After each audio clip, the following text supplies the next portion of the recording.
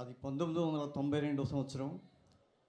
సడన్గా నాకు చిరంజీవి గారి దగ్గర నుంచి ఒక కాల్ వచ్చింది.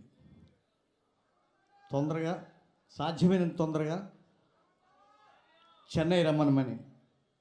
చెన్నై వెళ్ళిన తర్వాత ఏం జరిగిందంటే, మన పవన్ కళ్యాణ్ గారిని మెగాస్టార్ చిరంజీవి గారు ఇలా పట్టుకొని, ఇదిగోటండి సత్యానంద్ గారు, ఇతను నా తమ్ముడు, నీ చేతుల్లో పెడుతున్నాను, మీరు ఇతన్ని ఆర్టిస్ట్గా తీర్చిదిద్దాలి అని నాకు అప్పచెప్పారు. అదే నాకు జీవితంలో ఓ పెద్ద టర్నింగ్ పాయింట్. నేనేమవుతానో నాకే తెలియని అస్తవ్యస్తమైనటువంటి సమయంలో, కేవలం నాటకాలు మాత్రం వేసుకొని బ్రతికే సమయంలో నాకు ఒక వజ్రంలా ఈ పవర్ స్టార్ని తయారు చేసే అవకాశం లభించింది. ఆ రోజు నుంచి ఈ రోజు వరకు వెనక్కి తిరిగి చూడకుండా ఇవాళకి కూడా క్లాసులు చెప్పుతూనే ఉన్నాను.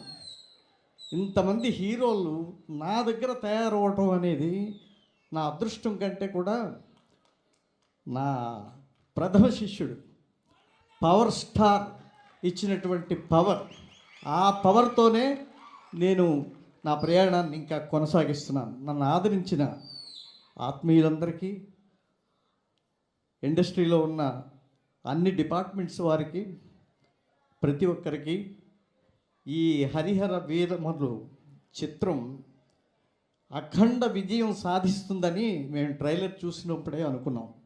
ఈ విషయం ఏం మాట్లాడారు. ఇలాంటి జోనర్లో మన పవర్ స్టార్ గారు నటించడం నిజంగా మనందరి అదృష్టం. I wish you all success Babu.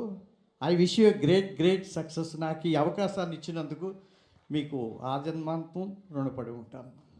Thank you very much.